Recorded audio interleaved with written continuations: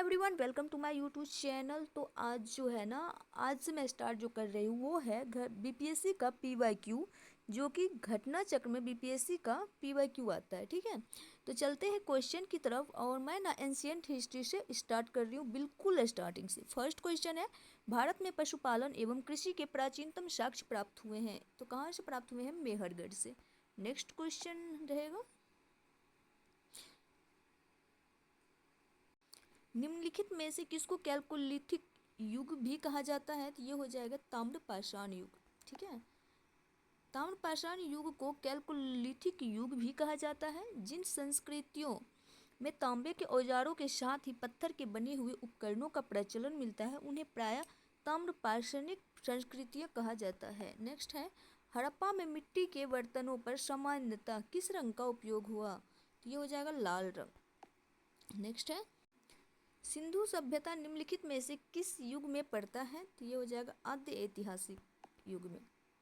Next question है, सिंधु सभ्यता की सबसे महत्वपूर्ण विशेषता क्या है? तो वो हो जाएगा पकी ईंट से बनी इमारत। नेक्स्ट क्वेश्चन है, निम्नलिखित में से कौन सा एक हड़प्पा का बंदरगाह है? तो लोथल होगा, जो कि गुजरात में स्थित है। हड़प्पा नगर लोथल गुजरात के अहमदाबाद जिले में भोगवा नदी के किनारे स्थित है। यहाँ की सर्वाधिक महत्वपूर्ण उपलब्धि हड़प्पा कालीन बंदरगाह है। निम्न में से कौन सा हड़प्पा कालीन स्थल गुजरात में है? तो ये हो जाएगा लोथल। लोथल जो है वो गुजरात में है। निम्न में से किस हड़प्पा कालीन स्थल से टेराकोटा का हल प्राप्त हुआ है? तो वो हो जाएगा बनावली से। क्या हो जाएगा? बनावली। बनावली जो कि हरियाणा के फतेहाबाद जिले में स्थित बनावली से टेराकोटा का हल प्राप्त हुआ है। निम्न में से किस हड़प्पन नगर में जूते हुए खेतों के निशान मिले हैं? तो वो हो जाएगा कालीबंगा। क्या हो जाएगा? कालीबंगा हो जाएगा। नेक्स्ट है, निम्न में से कौन हड़प्पा और मोहनजोदड़ो के उत्खनन से संबंधित नहीं थे? इसका राइट आंसर हो जाएगा, इसका राइट हो जाएगा B.A. स्मिथ। नेक्स्ट क्वेश्चन है, बोगाज का महत्व इसलिए है कि वहाँ जो अभिलेख प्राप्त हुए हैं उनमें वैदिक देवी एवं देवताओं का वर्णन मिलता है। नेक्स्ट है, प्रसिद्ध 10 राजाओं का युद्ध किस नदी के तट पर लड़ा गया? तो वो हो जाएगा परुष्णी नदी। परुष्णी नदी, जिसे अभी वर्तमान में रावी नदी के नाम से भी जाना जाता है। ऋग्वेद का कौन सा मंडल पूर्णतः सोम को समर्पित है? तो वो हो जाएगा नौवां मंडल। क्या हो जाएगा? नौवां मंडल। ऋग्वेद में कुल 10 मंडल हैं। नवम मंडल के सभी 114 मंत्र सोम को समर्पित है। सोम आर्यों का मुख्य पेय था, जिसे मुजवंत पर्वत से प्राप्त किया जाता था। ऋग्वेद के 10वें मंडल में चारों वर्णों की उत्पत्ति का उल्लेख है। नेक्स्ट क्वेश्चन है, ऋग्वेद संहिता का 9वां मंडल पूर्णतः किसको समर्पित है? तो वो हो जाएगा सोम और इस पेय पर नामकृत देवता। गायत्री मंत्र किस पुस्तक में मिलता है? तो ये मिलते हैं ऋग्वेद में। गायत्री मंत्र ऋग्वेद में उल्लिखित है। इसके रचनाकार विश्वामित्र हैं। यह मंत्र ऋग्वेद के 3 मंडल में वर्णित है। निम्न में से किस भारतीय दर्शन ने परमाणु सिद्धांत का प्रतिपादन किया? तो वो हो जाएगा वैशेषिक। क्या हो जाएगा? वैशेषिक हो जाएगा। वैशेषिक दर्शन के अनुसार सृष्टि का निर्माण अणु से हुआ है। महर्षि कणाद इस दर्शन के प्रवर्तक थे। महावीर स्वामी का जन्म कहाँ हुआ था? महावीर स्वामी का जन्म कुंडग्राम में हुआ था, जो कि वैशाली के निकट है कुंडग्राम। नेक्स्ट क्वेश्चन है, महावीर जैन की मृत्यु निम्न में से किस नगर में हुई है? तो पावापुरी। क्या हो जाएगा? पावापुरी।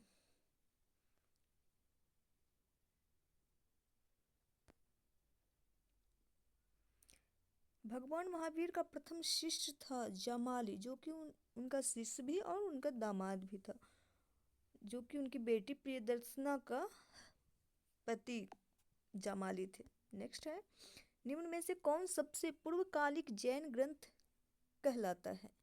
तो वो हो जाएगा 14 पूर्व। नेक्स्ट क्वेश्चन है, महात्मा बुद्ध ने अपना पहला धर्म चक्र प्रवर्तन किस स्थान पर दिया था? तो सारनाथ में। महात्मा बुद्ध का महापरिनिर्वाण कहाँ हुआ? तो कुशीनगर में। कहाँ पे? कुशीनगर में हुआ। महात्मा बुद्ध ने अपना पहला उपदेश सारनाथ में दिया। उसके पश्चात वे बौद्ध धर्म के प्रचार के लिए कपिलवस्तु, राजगीर, वैशाली तथा कौशल राज्य गए। सबसे अधिक बौद्ध धर्म का प्रचार कौशल राज्य में हुआ। कौशल नरेश प्रसेनजीत ने भी अपने परिवार के साथ बुद्ध की शिष्यता ग्रहण की थी। अपना प्रचार करते हुए वे मल्लों की राजधानी पावा पहुँचे। यहाँ वे चुंद नामक लुहार की आम्र वाटिका में ठहरे। उसने बुद्ध को शुकर माधव खाने को दिया। इससे उन्हें रक्तस्राव हो गया और भयानक पीड़ा उत्पन्न हुई। इस वेदना के बाद भी वे कुशीनारा, जो कि कुशीनगर मल्ल गणराज्य की राजधानी पहुंचे। यही 483 ईस्वी पूर्व में 80 वर्ष की अवस्था में उन्होंने शरीर त्याग दिया। बौद्ध ग्रंथों में इसे महापरिनिर्वाण कहा जाता है। त्रिपिटक किसकी धार्मिक पुस्तक है? तो वो हो जाएगा बौद्ध की। नेक्स्ट है, त्रिपिटक बौद्ध धर्म ग्रंथों में सर्वाधिक महत्वपूर्ण है। बुद्ध की मृत्यु के बाद उनकी शिक्षाओं को संकलित कर 3 भागों में बांटा गया। इन्हीं को त्रिपिटक कहते हैं। विनय पिटक संघ संबंधी नियम तथा आचार की शिक्षाएं। दूसरा है सूत पिटक महात्मा बुद्ध के वचन। और तृतीय अभिधम्म पिटक है दार्शनिक सिद्धांत।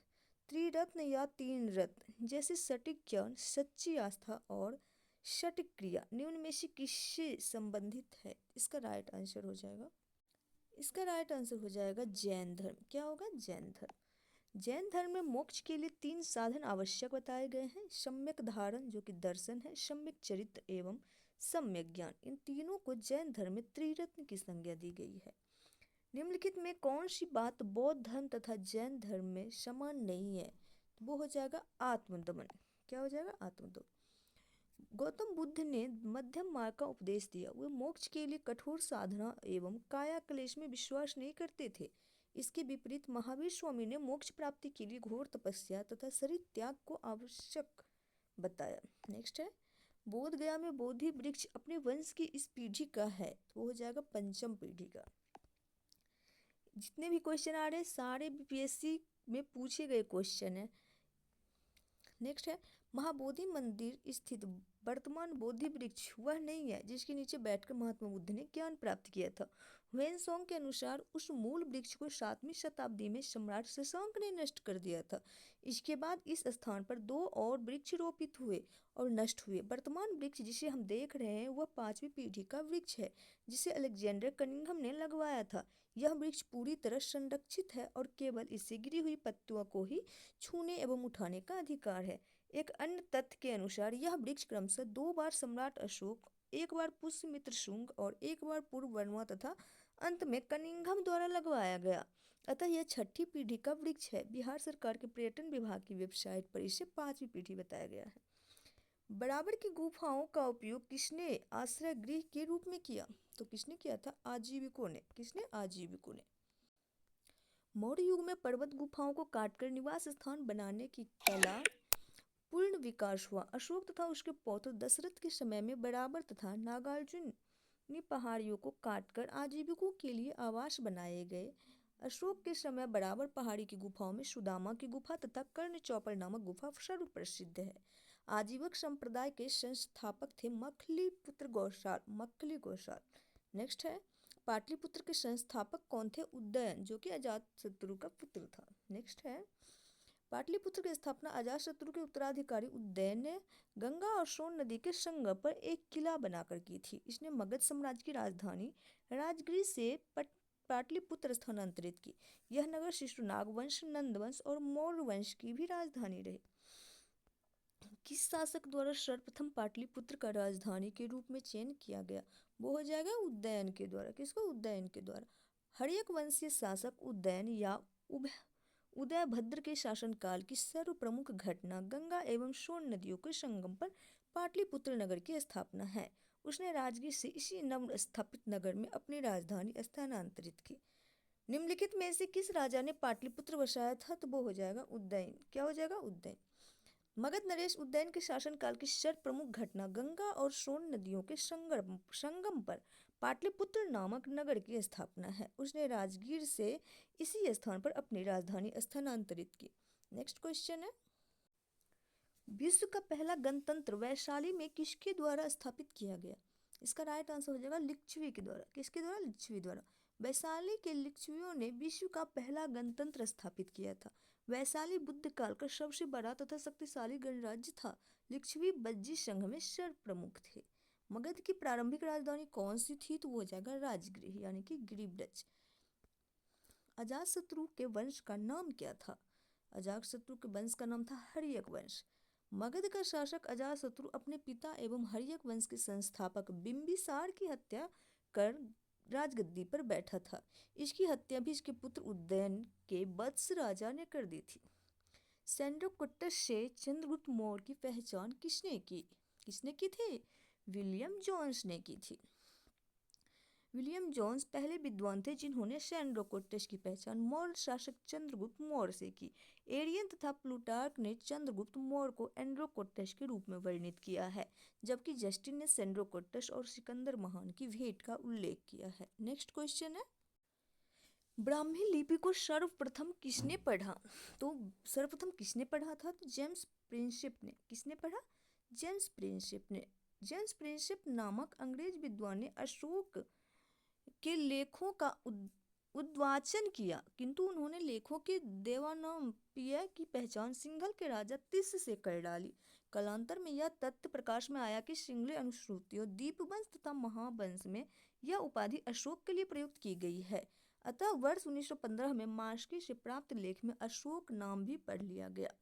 मेगास्थनीज की पुस्तक का नाम क्या है? मेगास्थनीज की पुस्तक का नाम है इंडिका। चंद्रगुप्त मौर्य सिकंदर का समकालीन शासक था। सिकंदर के समकालीन विदेशी लेखक निरियाकस, ओनेसिक्रिटस, अरिस्टोबुलस तथा मेगास्थनीज थे, जिनके विवरण चंद्रगुप्त मौर्य के विषय में सूचनाएं देते हैं। विदेशी लेखकों में मेगास्थनीज का नाम सर्वाधिक महत्वपूर्ण है, जिसकी पुस्तक इंडिका मौर्य इतिहास का प्रमुख स्रोत है। इंडिका का लेखक कौन था? तो ये हो जाएगा मेगास्थनीज। कौन था? मेगास्थनीज था। मेगास्थनीज की पुस्तक इंडिका में पाटलिपुत्र के नगर प्रशासन का वर्णन मिलता है। इसके अनुसार पाटलिपुत्र नगर का प्रशासन 30 सदस्यों की विभिन्न समितियों द्वारा होता था। इसकी कुल 6 समितियां होती थी तथा प्रत्येक समिति में 5 सदस्य होते थे। समिति का कार्य विक्रय कर वसूल करना था। विक्रय कर मूल्य का 10वें भाग के रूप में वसूल किया जाता था। करों की चोरी करने वाले को मृत्यु दंड दिया जाता था। नेक्स्ट है, मेगास्थनीज दूत था तो किसका? सेल्यूकस का। सेल्यूकस निकेटर का दूत था मेगास्थनीज, और उन्होंने ही चंद्रगुप्त मौर्य के दरबार में भेजा था। अंतिम मौर्य सम्राट था। कौन था? बृहद्रथ। कौन था? बृहद्रथ। अंतिम मौर्य शासक बृहद्रथ था। बृहद्रथ की हत्या इसके सेनापति पुष्यमित्र शुंग के द्वारा की गई। किस अभिलेख में रुद्रदामन प्रथम की विभिन्न उपलब्धियां वर्णित है? तो इसका हो जाएगा जूनागढ़। क्या हो जाएगा? जूनागढ़। गुजरात के जूनागढ़ से रुद्रदामन का एक अभिलेख प्राप्त हुआ है। यह जिस शिला पर उत्कीर्ण है उसी पर अशोक के 14 प्रज्ञापनों की एक प्रति तथा स्कंदगुप्त के 2 लेख भी खुदे हुए हैं। यह विशुद्ध संस्कृत भाषा तथा ब्राह्मी लिपि में लिखा गया है। इसमें रुद्रदामन की वंशावली, विजयों और शासन व्यक्तित्व आदि पर सुंदर प्रकाश डाला गया है। यह अभिलेख अब तक प्राप्त संस्कृत अभिलेखों में सर्वाधिक प्राचीन है। निम्नलिखित राजाओं में से किसका जैन धर्म के प्रति भारी झुकाव था? तो ये किसका था? खारवेल का। किसका? खारवेल का। कलिंग का चेदी वंशीय शासक खारवेल प्राचीन भारतीय इतिहास के महानतम सम्राटों में से एक था। उड़ीसा प्रांत के भुवनेश्वर से 3 मील की दूरी पर स्थित उदयगिरी पहाड़ी की हाथी गुम्फा से उसका एक बिना तिथि का अभिलेख प्राप्त हुआ। यह अभिलेख खारवेल का इतिहास जानने का एकमात्र स्रोत है। इसका जैन धर्म के प्रति भारी झुकाव था। हाथी गुम्फा अभिलेख प्राकृत भाषा में है। कलिंग नरेश खारवेल का संबंध था। इसका राइट आंसर हो जाएगा उपर्युक्त में से कोई नहीं। कलिंग के चेदी राजवंश का संस्थापक महामेघवाहन नामक व्यक्ति था। इस वंश का नाम महामेघवाहन वंश भी पड़ गया। इस वंश का सर्वाधिक शक्तिशाली शासक खारवेल हुआ। खारवेल के इतिहास अध्ययन का एकमात्र साधन हाथी गुम्फा अभिलेख है। प्राचीन भारत का नेपोलियन किसे कहा जाता है? प्राचीन भारत का नेपोलियन समुद्रगुप्त को कहा जाता है। समुद्रगुप्त को। इतिहासकार विसेंट स्मिथ ने अपनी रचना अर्ली हिस्ट्री ऑफ इंडिया में समुद्रगुप्त की वीरता एवं विजयों पर मुग्ध होकर उसे भारतीय नेपोलियन की संज्ञा दी है। समुद्रगुप्त की विजयों का वर्णन प्रयाग प्रशस्ति में मिलता है। इसके लेखक हरिसेन थे। गुप्त सम्राट जिसने हुनों को पराजित किया थे, क्या थे? स्कंदगुप्त। हुनों का पहला भारतीय आक्रमण गुप्त सम्राट स्कंदगुप्त के शासनकाल में हुआ। स्कंदगुप्त के हाथों वे बुरी तरह परास्त हुए। यूएस राय के अनुसार इस हुन आक्रमण का नेता खुशनेवाज था। यह आक्रमण एक धावा मात्र रहा और देश के ऊपर इसका कोई तात्कालिक प्रभाव नहीं पड़ा, किंतु परोक्ष रूप से इसने गुप्त साम्राज्य के पतन की गति को तेज कर दिया। स्कंदगुप्त की मृत्यु के बाद 5वीं शताब्दी के अंत तथा 6वीं शताब्दी के प्रारंभ में उत्तर पश्चिम के कई क्षेत्रों पर हुनों ने कब्जा कर लिया। किस प्रकार की भूमि को अपृहत कहा जाता था? इसका राइट आंसर हो जाएगा बिना जोती हुई जंगली भूमि को। बिना जोती हुई जंगली भूमि को अपृहत कहा जाता था। क्या कहा जाता था? अपृहत। नेक्स्ट है, बिना जोती हुई भूमि वह भूमि जिस पर खेती न की गई हो, अपृहत भूमि कहा जाता था। यह गुप्तकालीन राजस्व व्यवस्था का एक पद है। ठीक है। चीनी यात्री सुंगयुन ने भारत की यात्रा की थी। तो भारत की यात्रा की थी 1515 ईस्वी से 1520 ईस्वी। 1515 से 1520 ईस्वी। चीनी यात्री सुंगयुन 1518 ईस्वी में भारत आया। इसने अपने 3 वर्षों की यात्रा में बौद्ध धर्म की प्रतियां एकत्रित की थी। हर्षवर्धन के शासनकाल में किस चीनी यात्री ने भारत की यात्रा की थी? तो वो ह्वेनसोंग। कौन? ह्वेनसोंग ने। हर्षवर्धन के समय की सर्वप्रमुख घटना चीनी यात्री ह्वेनसोंग के भारत आगमन की है। उसकी उत्कट अभिलाषा महात्मा बुद्ध के चरण चिन्हों द्वारा पवित्र किए स्थानों को देखने एवं पवित्र बौद्ध ग्रंथों का अध्ययन करने की थी, जो उन दिनों भारत में सुलभ थे। इस उद्देश्य की पूर्ति हेतु उसने तांग शासकों की राजधानी चंगन से भारतवर्ष के लिए 629 ईस्वी में प्रस्थान किया। अपनी भारत यात्रा के ऊपर उसने एक ग्रंथ लिखा जिसे शीयू की कहा जाता है। कलहन की पुस्तक का नाम क्या है? कलहन की पुस्तक का नाम है राजतरंगिणी। कलहन की पुस्तक का नाम क्या है? राजतरंगिणी। कलहन की राजतरंगिणी में कश्मीर का इतिहास लिखा है। इस ग्रंथ की रचना कलहन ने जयसिंह के शासनकाल में पूर्ण किया। चंद्रगुप्त मौर्य के प्रधानमंत्री चाणक्य ने राजनीति शास्त्र पर प्रसिद्ध ग्रंथ अर्थशास्त्र की रचना की। लास्ट क्वेश्चन है इस वीडियो का, उदंतपुरी शिक्षा केंद्र। उदंतपुरी शिक्षा केंद्र निम्न में से किस राज्य में अवस्थित है? तो किस राज्य में अवस्थित है? तो इसका राइट आंसर हो जाएगा बिहार। तो ठीक है, आज मैं 50 क्वेश्चन बताई। तो कैसी लगी आपको मेरी वीडियो ये वाली? और अगर आपको वीडियो पसंद आ रही है तो वीडियो को लाइक कर दीजिएगा एंड चैनल को सब्सक्राइब कर दीजिएगा। Thanks for watching. मिलेंगे नेक्स्ट वीडियो में, तब तक के लिए bye, take care, all the best.